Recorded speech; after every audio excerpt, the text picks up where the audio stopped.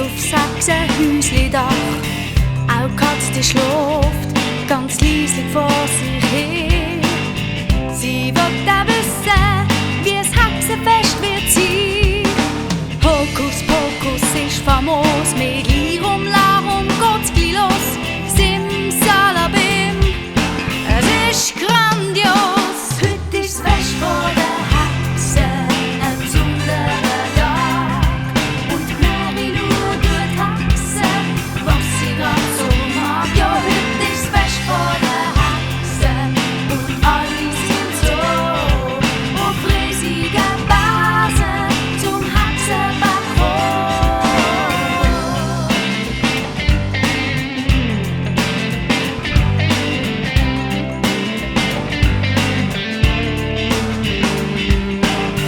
Und plötzlich kommt von weit her ein schwarzer Rad.